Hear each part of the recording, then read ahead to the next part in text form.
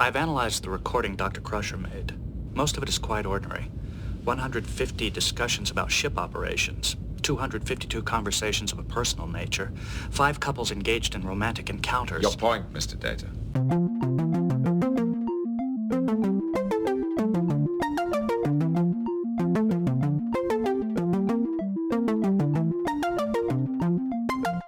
Hello everyone, welcome back to Fully Functional, TNG Podcast. I'm Maggie, joined by Jeff and Dory. Yo. Jeff and I are veteran Trekkies, and Dory is a rookie Trekkie, and we are taking her on her first journey through Star Trek: The Next Generation. Today we're discussing the Season 5 episode, Cause and Effect. The original air date is May 21st, 1992, and as always we'll take it to Dory for the recap.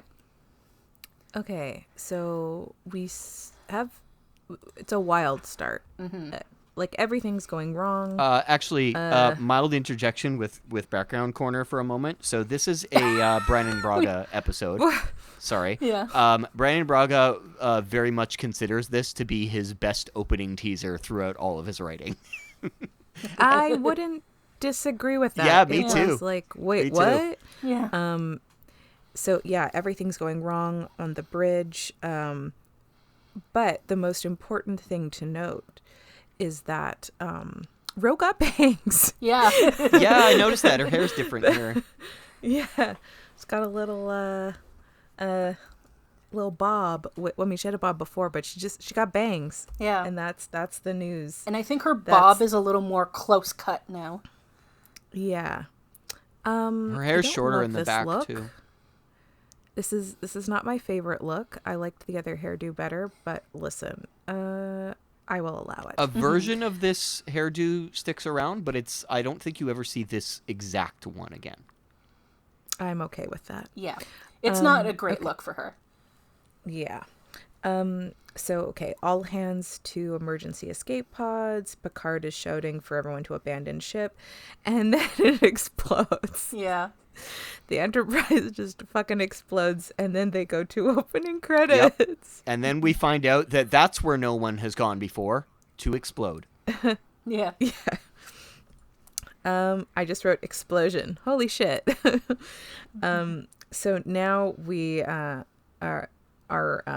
back to Enterprise in one piece, and they've entered an area of space known as the Typhon Expanse. Typhon Expanse. They're the first Starfleet vessel to chart this unexplored region, which is now debatable. Yeah. And so Data. So they're sitting down for poker. It's Data, Worf, Dr. C, and Riker. And Data is shuffling like there is no tomorrow, which I wrote that as a joke. He's the Shuffle King. But I guess in relation to this episode, I'm not wrong. Yeah. Well, there's no day after tomorrow because tomorrow the ship Is There's yesterday. no day after Yeah. tomorrow because Yeah. that's a bad movie. Woo! Yeah. Oh, yeah. Again, I wrote, do I need to learn poker? Because I don't really understand what's happening. Anyways, so Data's being really pointed at Worf this episode. Yeah, the no help for the Klingon line is a little like, are you trying to be cheeky or what? I think Yeah, he is. I I think he's trying to be like a quirky dealer type deal. Okay. But he's just throwing shade to Worf, though. Yeah. You're just being Well, No, 'cause he he says goes like, a pair of ladies for the doctor. yeah. yeah. Okay, so then I noticed it was directed by Jonathan Frakes. Good for him. Yeah. Yeah, I like this episode. So Dr. C wins the hand, and Riker's like, "How did you know I was bluffing?" And Dr. C was like, "Oh, I just had a feeling." And Riker says, "I guess it's better to be lucky than good." And I was like, "How dare you?" And then Dr. C goes, "It's the way your left eyebrow raises when you're bluffing." And then Riker was like, and then she's like, I almost said just shitting. Just kidding. Yeah. Just kidding. I don't know what the other word I wrote. Doesn't matter. And then they buzz to Dr. C that Geordi is in sick bay and she needs to go see him. So Geordi has all the symptoms of an inner ear infection, but no physical symptoms because he almost fell into the warp core. Yeah. So Dr. C's like, oh, maybe you're overdoing it, Geordi. And he's like, yeah, I've been putting a lot of work into this project. And then Dr. C's like, you ever had these symptoms before? And she's like, I feel like we've talked about it. And then I wrote, is that how she knew Riker was bluffing? Time loop? Question mark. I also, because in my prediction, I guessed that it was going to be a time loop, but I thought it was going to be a very different, well, not, I thought what was happening in the time loop was really different. I thought they were trying to solve a crime, solve a murder or something, but it keeps resetting and they have to keep trying to solve the same crime. I mean, in a way I was right, but I mean, I was wrong, but also they're trying to solve their own murders in a way, but they're not really murder. Well, they're deaths. They are trying to solve a mystery, and then yes. It just keeps resetting. Yeah. Yeah, I thought they were trying to figure out a crime though, but listen, close enough.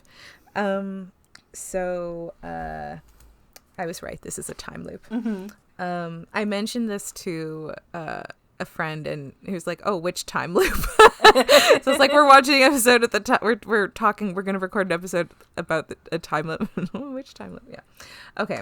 So Dr. C's like, "Oh, get some rest and stay away from high places." So Dr. C's now in her room. She's doing plant stuff and she's trimming the dead buds on her flowers or whatever. Yeah, and I did note that last time they were in a time loop, Dr. C was playing around with plants. Oh yeah, that's right. Because that's when Data was the only one that knew that a thing happened already. Mm-hmm. She figured it out because of her plants. So, yeah, that's true. So just pay attention to what Dr. C's doing with her plants, and you'll know if they're stuck in a time loop. Mm-hmm. Although she's wearing also. Oh, sorry, go ahead. Oh, I was just gonna say, just to be annoying, that previous episode was technically not a time loop because the thing happened again. It was still deja vu. Yeah. We'll say playing with time. So Dr. C. Oh, she's in a nice pink pajama suit. I love a pink. I love a pajama suit. Mm-hmm. And she has adorable little bow in her hair too. Yeah, a nice little ribbon headband. Mm-hmm. I wrote that she's also doing shots before going to bed. No, she's sipping something out of a very classy little glass. Yeah. And then she gets into bed and then she hears whispering and that whispering's never good. That's bad. So then okay. So I fully just wrote not writing down whatever Data and Geordi were talking about because the next morning they go and have a meeting, the crew meeting, which I love. We get so many of those in this episode, and I love it. I figured you'd enjoy when the team comes together. Yeah. But I was I cannot be bothered to write down, or I listened, but nothing stayed with me. I could not tell you what they talked about. Yeah, that's fine. It doesn't really matter. Yeah. So Dr. C's oh, me and 10 other people heard voices last night at the same time, but the sensor didn't pick anything up. Troy's they look to Troy and she's I don't sense anything. I'm listen, I love Troy. We know this. Mm-hmm. But maybe the final word for maybe don't rely on Troy for 100%. Yeah. Cause we know that her radar is not always accurate. Yeah, batteries aren't always full in the radar. So Worf is oh, we're getting unusual readings, 20,000 kilometers off the starboard bow, and it was a very localized distortion of the space-time continuum. And then we see what it is through the front, and I wrote just clouds, jokes. Its distortion field is fluctuating, and then all main systems just go down, red alert. Troy's we got to get out of here, and then something is emerging. I thought it was the Enterprise, and first time around. After the second time around, it wasn't. But I thought it was initially. I mean, that's not a bad guess. True. So yeah, a ship comes flying out of the clouds, and they're like collision course, impact in 36 seconds. So I actually did time it, because Data's plan, he's like, oh, let's use like the tractor beam to like move it out of the way. I think it would have hit before 36 seconds because like it kept going. Like I was 36 seconds and they'd already hit the like other ship. Oh yeah, so they hit the other ship when they try moving with the tractor beam. This plan fails. And so it hits the side of the Enterprise, then like everybody fucking dies. Back to the beginning of the episode. Picard does his voiceover again, explains what they're doing. I'm not going to do that. Not necessary. We're back to the poker game. This time Riker says he has a feeling that Dr. C was going to call his bluff. And this time Dr. C asks when she sees Geordi if he's asked if he's had the symptoms before. And he's like, yeah, but I don't really remember it. Oh, so and they check the... Sorry, at the poker game, everyone's able to predict what cards Data deals. Yes. And they're all like, what the fuck? Yeah.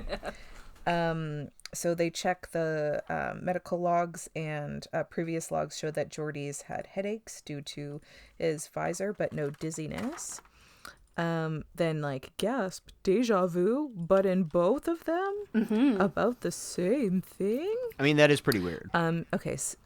Yeah. So Dr. C then, she's back in her room, goes to sleep, hear voices, calls for Picard. Picard is in his casual turtleneck, and he brings her... Okay, listen, I'm not a hot drink person, but like, he gives her steamed milk and nutmeg? Is that like a good... Have you ever had this? Is this a good combination? Because it sounds disgusting to me. It is a good combination. Okay. Yeah. All right. Well, I'll take your word for it because I just don't like hot drinks. The idea of hot milk makes me like, that sounds gross to me, but... Yeah, I know what you mean, but it is like for... If you do like hot milk, like, it's... Yeah. It is good. All right. Well, she seems to enjoy it. So he says every time he gets insomnia, he tries to perfect the recipe. And I'm like, is it not just milk and nutmeg? What the fuck do you need to perfect it? Well, you forgot the most important part is that it's his Aunt Adele's recipe. Oh yes. Like, what is Adele putting in this fucking recipe that he's trying to perfect it after all these years? Well, I think there's like, more. I think it's not just milk and nutmeg and milk. Yeah, because I think there's more shit in there. But just Dr. Crusher comments that there is nutmeg. Just on the nutmeg. Yeah. Okay, that's fair. So then, when her glass breaks, it's kind of, what? Oh, she's like, when her glass that she was drinking her shots out of, when it breaks, it's like triggering, like in some capacity. Well, she says like when she hears the glass break, it like intensifies the feeling. Yeah. So Picard's like, oh, we'll have Geordi and Data run some tests. And then deja vu all over again. Dr. C is getting a vibe? Are they on the bridge? She's getting a vibe that stuff is deja vuing. Yeah. Because it's doing a lot of like close-ups on it is. I think also like Dr. C kind of feels like she caught it before. Like she's very perceptive, and I feel like she caught it kind of first. Yeah. And which like she also figured out when like she was in her own weird, not a time loop, but like when everyone was disappearing. Oh yeah. She kind of like picks up on shit. I suppose it's easy to pick up on shit when people you know are disappearing. Yeah. But like still. Okay. So like on the bridge right before it explodes, like it's on fire. Honestly, that was upsetting. I did not like seeing the bridge like on fire like that. I didn't like seeing it explode, but something with the fire while they were still in there, I did not care for that. It was a little more visceral than just seeing like a model explode. Yeah. So now, to be fair, personally, I thought the fire looked kind of bad. But that's just me. No, I don't know. Not that it looked good. It just looked like a lot. Like, it was just kind of upsetting. Okay, so now back in new loop. And Worf has joined the vibe party. Yeah. He has also noticed something is a little wonky. I hope And so. Worf, Dr. C, and Riker are able to predict the cards. And then she also knows that Geordi is in sickbay. Oh, yeah, that is in the next loop. Sorry. I commented on it too early. I think in the last one, Dr. C predicts the cards, but I think they all do in this one. So Dr. C calls in Picard to see her and Geordi, and she's like, this time she ran an optical diagnostic, which traced the problem to Geordi's visor. His dizziness is being caused by a phase shift in his visual receptors, causing him to see images that aren't there, blurry after images. Dr. C ran a scan to see if she could detect what he was seeing. She picked up minuscule distortions in the surrounding Dekion field. His visor is translating these distortions into visual impulses. Geordi thinks it could be a malfunction of the ship's warp field generator. Picard's like, hey, maybe run a localized sun's subspace scan in case. So Dr. C goes to cut her plants, and she's like, no. She goes to the glass, and then she's like, oh, okay, you know what? I've played this game. Let's do something else. We're going to do a cheat code. So she puts it on a different table. She turns off the light. She hears voices. And then she calls Geordi, and he confirms that there's like sensors that caught something also at the same time. So she's like, I'm on my way. She grabs her coat and knocks over the glass on the other table anyway. Meaning it was meant to fall. Yeah. So Dr. C, while she was doing this, recorded like 6.2 seconds of the whispers, and so she kind of heard the voices at the same time, that the localized subspace scan picked up Dekion field distortion. Is it them? Because I thought they were listening to themselves die or something. I mean, I well, wasn't they do, that, yeah. Then immediately I wrote, oh shit. Yeah.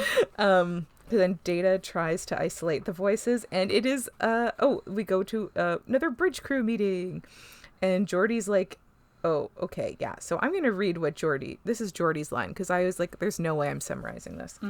Geordi says, this is going to sound pretty wild. Somehow we've entered what seems to be a temporal casualty. Causality. Causality loop. We think we're stuck in a specific fragment in time, and we've been repeating that same fragment over and over again. So Troy's like, is this what's causing our deja vu? And so Dr. C says, yes, but it's more than that. In deja vu, you only think you're repeating events. We actually are. So Geordi says, our theory is that every time the loop begins, again, everything resets itself and starts all over. We don't remember anything that happened before, so each time we go through the loop, we think it's the first. So Dr. C thinks the voices she heard might have been like echoes from previous loops. Oh yeah, we don't know.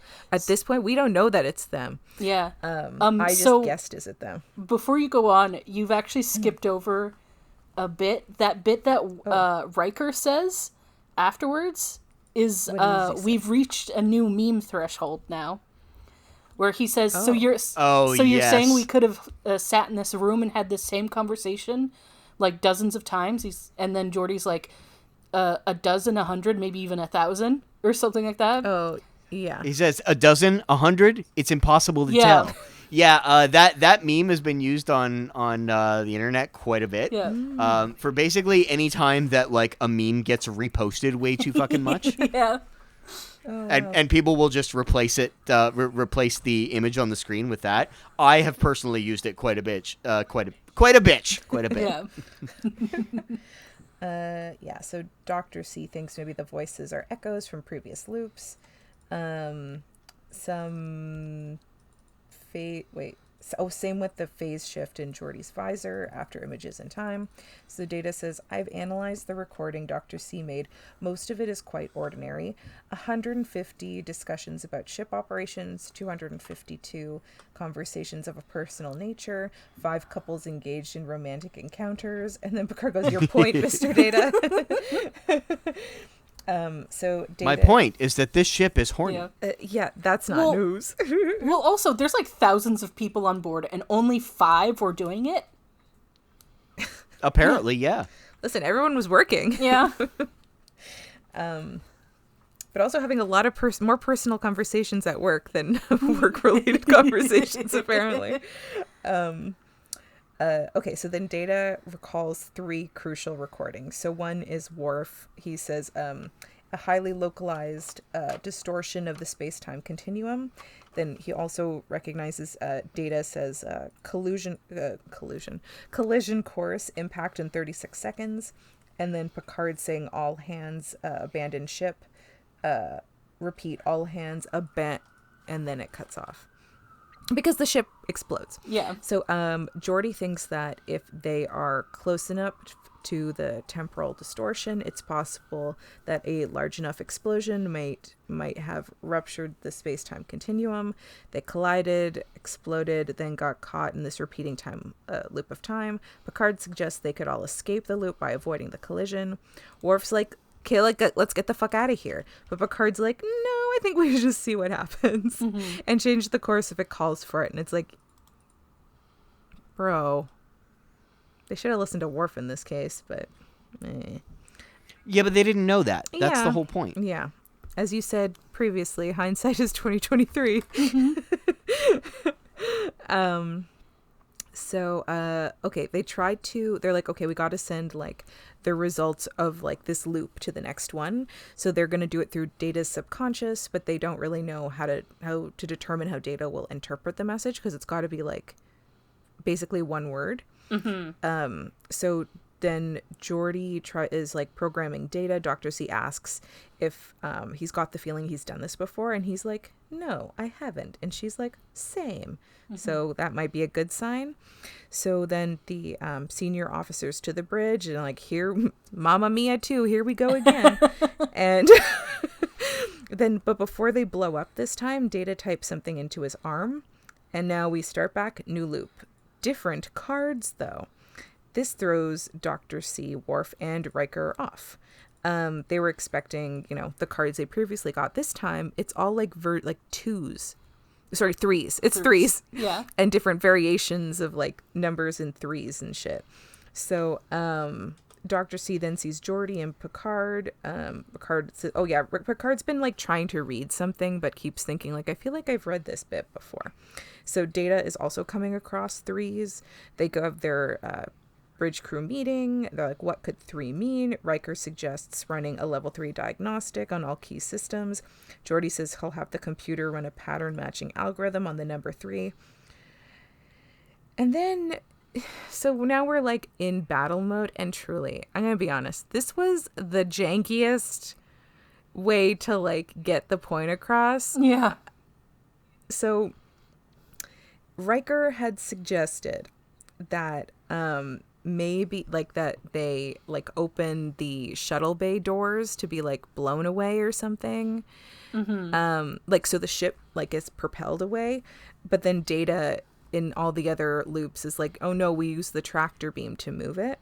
So, but when Riker says this, he's standing like literally over Data's shoulder, like in each other's, like right up in their personal spaces. Yeah, because like, right up there. Riker's doing the One leg up. yeah, he has one leg up on Data's station or whatever, and Data's head is basically like at Riker's crotch. Well, he's right at his like neck, basically. Yeah.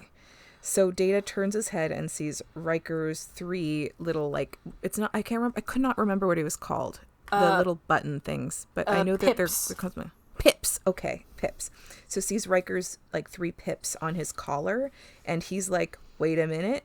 So his logic is he then was like, nope, we're not going to do the tractor beam, and he decompresses the main shuttle bay. His logic is that he put the number 3 into everything, so that when he noticed the 3 pips on Riker, he's like, well, that means Riker's got 3 right there. That means Riker had the right idea. So we do Riker's idea. What a wild conclusion. Yeah. Like, that's a reach and a half, but Yeah. Well, I mean, it did get the job done, I guess. Yeah. They did say they had no idea how Data would determine how will it interpret the message. So Data managed to interpret it in the wildest way possible, but he wasn't wrong. So as it turns out, they have been stuck in this loop for 17.4 days, which to me is like shocking. Yeah. That's almost 3 fucking weeks they've been stuck in this one loop. That's like honestly kind of hard. That's heartbreaking.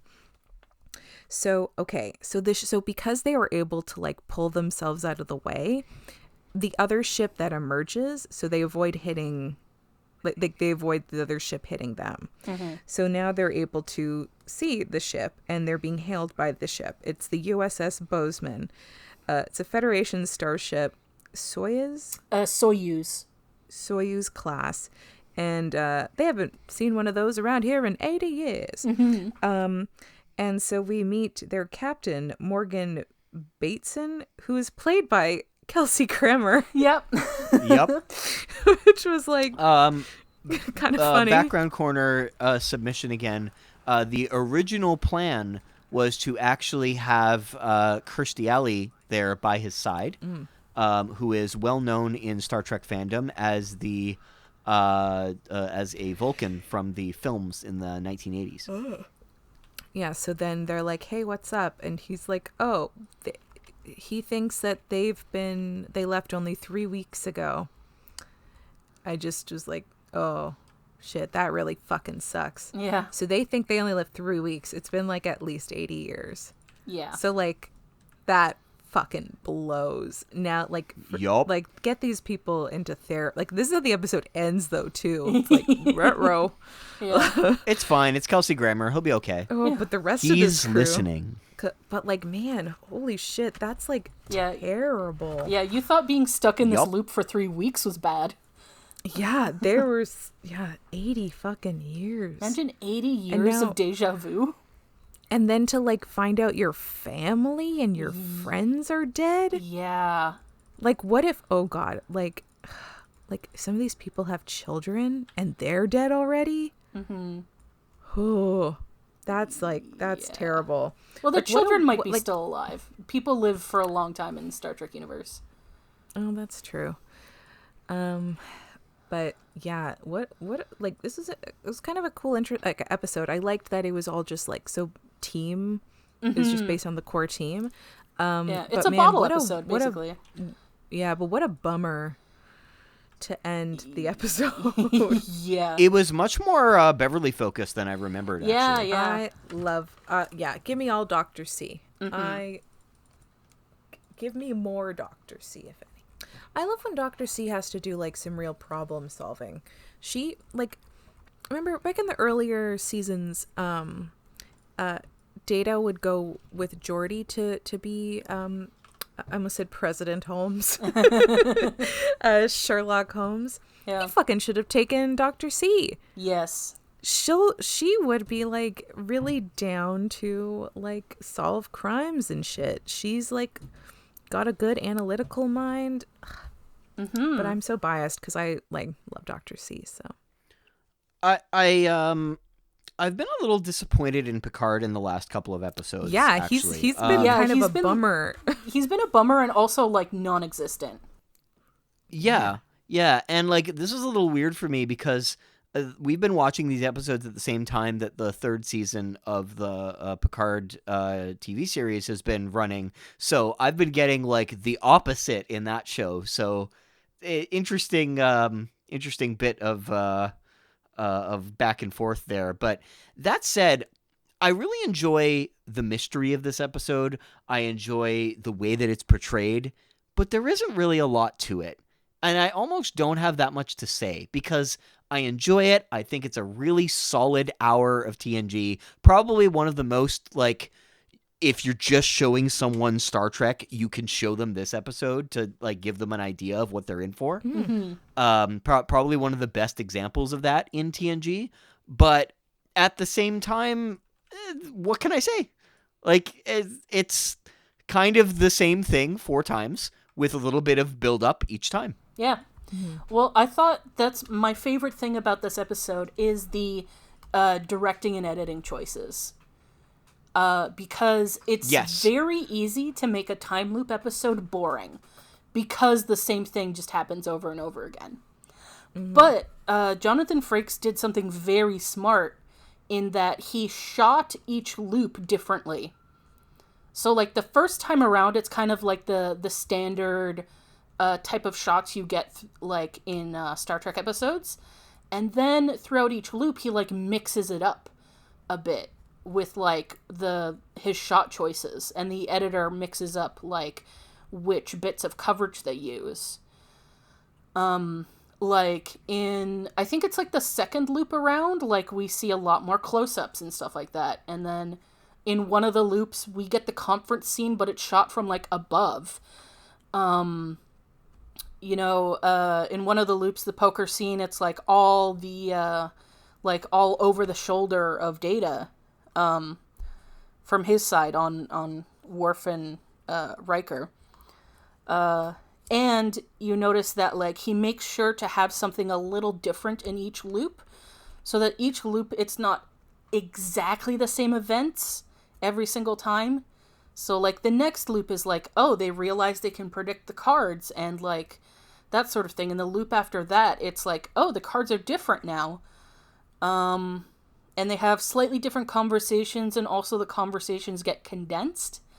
You'll notice in the first loop around when we see when, like, the ship's in trouble and stuff, the conversation's a lot longer than when we see it the next time round. They've sort of, like, cut out little bits of dialogue and, like, just compressed it, so you're not forced to watch, like, every single line over and over again. So I thought that was very smart. And also, I like that the shot choices kind of also enhanced the sort of, like, weird, uncomfortable feeling that the characters are having. Like, in one of the loops, like, where Crusher she's kind of pacing about in her room and stuff, and that's when she, like, puts the drink on, like, the other table instead and stuff. That scene is all shot handheld, which makes it, like, very, like, feel very, like, unstable, and, the camera's not very steady and stuff like that. So very much adds to, like, this, like, weird restlessness she's feeling, and, like, this sort of uncomfortableness, like, she can feel something's not right, but she can't put her finger on it, that sort of thing. And I think there's, like, a bunch of examples like that in this episode. So I think this episode's a very good example of, like, the Jonathan Frakes' skill in directing. I agree with that. You know what else I really liked is that from when, like, Dr. C started coming up with her theory, nobody, like shut up. Like, nobody disagreed with her. People were just like, oh, okay. And, like, let her talk. Nobody shut her down and said that's dumb. Everyone was just like, huh. And no one dismissed her concerns. Yeah. Yeah. Everyone was like, oh, yeah, we'll check this out. We'll see what's up. Everyone was on board to listen. I'm like, you listen to Dr. C or you have to deal with me. I don't know. Yeah, I liked this episode. Yeah. Yeah, I don't really know what else to say about it. Yeah. My notes were, like, really short for this episode because, like, I mean, I'm not going to write, like, the whole loops over and over again. Yeah. Because it is a very straightforward episode. Yeah. And, oh, you know what I did like? That, like, okay, so obviously we knew that they would get out of it at some point. So, like, the stakes and, like, felt, like, a little low, but at the same time, I think it felt high because it's not about, like, the, like, are they going to die? It's more of, like, how many times it's going to take for them to get out and when will it change? Yeah. So, like, I wasn't sure how many times we'd have to, like, sit through starting, stopping. Yeah. So I'm glad they didn't do it that many times. They were able to sort of, like, slow it down and just be like, okay, this was, like, what, 3 or 4 times they did it? Yeah. So, like, I like that they didn't, like, we got to see that progression. It wasn't like, oh, like, over, like, 20, loops. But also, I like that, just trying to figure out how they pass shit on to the next loop. Yeah. so like I liked their like logic, like their sort of, you know, rationale of like, how do we do this, because we know there's a good chance we're going to hit it again, but how do we, like, you know, prevent it, like send something on to the next loop. Yeah. Because also the idea of like knowing, oh shit, like I'm gonna fucking die, I suppose is like a painless death because they all explode real quick. But like that would also kind of like stress me out. And everybody is like so like good during this emergency, like everything's going to shit and everyone's just like still, I mean, I guess that's their job. Yeah. But I just found it interesting that they just, you know, it wasn't so much the tension of are they going to die, but it's like, how long is it going to take them to get out of here? Yeah, because the tension isn't like you said, the tension isn't them dying. The tension is like, oh, they're so close to figuring it out. Are they going to do it before they have to start all over again? You know, that kind of thing. And you said you got... I knew you were going to like that there was a lot of the crew meetings, because I know you like that. Yeah, I love a crew meeting. You also got a lot of a thing you also like, which is when the camera shakes and everyone has to pretend to like... Yeah. Whoa. Yeah. We also got something that I love. We got it was brief, but a Dr. C and Picard scene. Yeah. That is true. They sat on a couch together, and also when she was with them, yeah, she also had her little ribbon bow in her hair when they were having the nutmeg milk. Sorry, that sounds gross. Yeah. That's a weird way to put it. I don't know what else to call it. Did he give it a name? I don't remember. He just said it was steamed milk. Oh, okay. Yeah. Dr. C was also in a pajama suit. I love a pajama suit. Yeah. So if you notice, points there. The casual wear the casual uniform that Picard had on, is the his part turtleneck. Yeah, is the part that he wears under his sport mode jacket. Oh, I miss sport mode. We haven't seen sport mode in a bit. Yeah, I think he had sport mode in this episode. Did he? I don't remember. Yeah, I think he did. Did I miss sport mode? Well, yeah, because the ship had to shake, so sport mode. Yeah. Oh. Boo. Yeah, I was pretty confident that I saw sport mode. Oh, God. I love sport mode. Yeah. Sport mode Picard. I could be wrong. That's like his, you know, like Barbie has different versions of, like, you know, she's Jobs, or like different, like, you know, Millennium Barbie. The Picard's is sport mode Picard. Yeah. I think Picard might have been in sport mode in one of the sickbay visits. Like when he was there in sickbay while Geordi and Dr. Crusher were there. Oh my gosh. But I'm not entirely sure. I'll have to go back and check. It's important to me. Yeah. I love sport mode. Catalog every sport mode. Listen, this isn't boy corner anymore. Yeah. I don't keep track, but I Sport do like mode to know corner. about it. Sport mode corner, yeah. Jeff, is there any background stuff for this episode? Not really. Like, besides the Brandon Braga's big brag about it, it is a little bit interesting Braga's that the brag. episode was... yeah, Braga's brag. It is a little bit interesting that Braga was looking for a way to do a time travel story without falling into obvious time travel cliches of like, oh no, we have to fight our what do you call it? We have to fight time travel paradoxes and all that shit. And he came up with this time loop approach instead, which is not something that you could really find too often in TVs and movies at the time. The episode actually predates Groundhog Day. Oh, neat. Whoa. Yeah. So instead of people being like, oh, they're Groundhog Daying it, we should say, oh, they're Cause and and affecting it. I think we had this conversation off mic before this episode, but the Kelsey Grammer thing is like, the reason he's in it for 2 seconds is like just that Kelsey Grammer was a big Star Trek fan and he just really wanted to be in an episode, so he just took what he could get. That's basically true.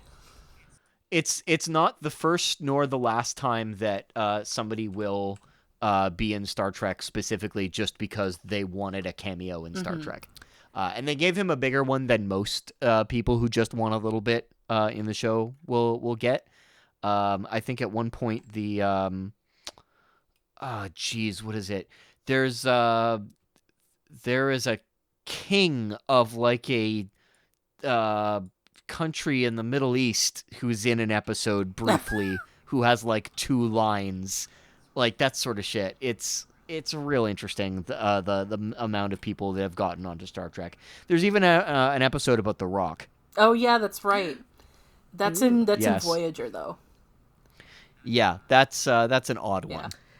Okay, so this is like a very side note, but the first thing I thought of when I saw Kelsey Grammer in that uniform was it like the uniform made me think of like the Oompa Loompa outfit. They don't technically look alike, but it just made me think of it. Mm-hmm. And I hate the I hate Charlie in the Chocolate Factory. I hate Willy Wonka, the Chocolate Factory. I hate all that junk. I hate it. Mm-hmm. But I don't know. That just was like first thing that popped into my head was the Oompa Loompas. No, that's fair. I wish it didn't. I hate everything to do with those books/movies. They are too scary for me. And such bummers. I have no statement about that. That is quite a take. I don't like it. Yeah, apparently it's a hot take, but I don't like anything to do with those anything. I like the movie, but I can see like being annoyed by it and stuff. It's not even annoyed. It like freaks me out. Oh, yeah, no, that... Not like, I don't mean the Oompa Loompas specifically, just like the movies. Well, I didn't watch the Johnny Depp one because Johnny Depp, but I did see the Gene Wilder one when I was a kid, and I almost said I really liked Gene Wilder as a kid. No, I did like Gene Wilder as a kid. I liked Gene Wilder when I was older. It makes a lot of sense to be freaked out by that movie, especially the boat scene. Like, there's just a lot of like stuff going down with kids, and it is like upsetting.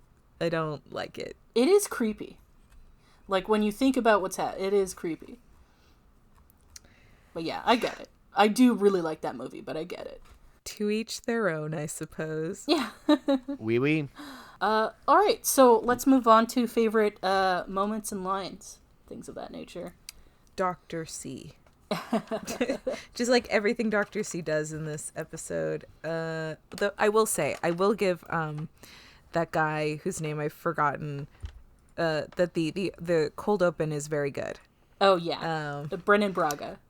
Yes. Oh yeah, Brendan Braga's big. Brannon Braga. It's Brennan. Brennan. Yeah.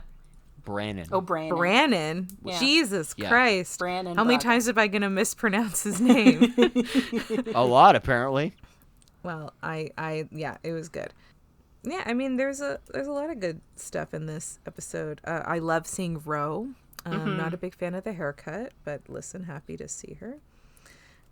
Yeah, truly, just like Dr. C in the amazing. Yeah. Big fan. Yeah.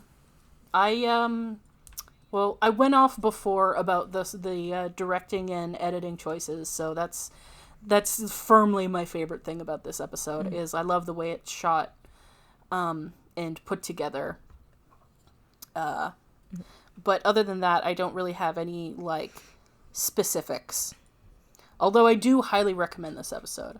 It's just a nice, straightforward, entertaining episode.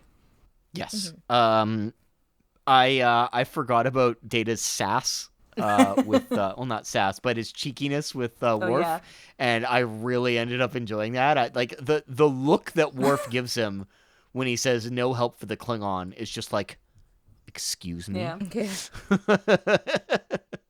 Love that shit. Very, very good. All right. So now, predictions for the next episode. The next episode is called The First Duty. Duty. Sorry. You said duty. So it's The First Duty. And in this episode, we pay a visit to Wesley at Starfleet Academy. Oh, hey. under unfortunate circumstances. Oh, no. Mm-hmm. I almost just said he doesn't die, does he?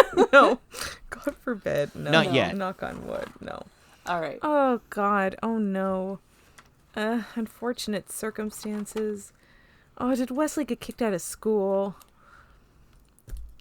It's up That's to you. like his biggest nightmare. Mm-hmm. Oh, God. Did Ashley Judd break up with him? Oh. Well, he did call her a friend at the end of that episode. Oh, yeah. Oh boy. Okay. I'm gonna guess that Wes gets like set up for something and he gets kicked out of school. So like Dr. C goes to pick him up and then they have to like prove his innocence or something. All right. Yeah. Nice. Yeah, well, if you want to see if Dory's correct, watch along with us and join us for the next episode of Fully Functional, a TNG podcast. Goodbye.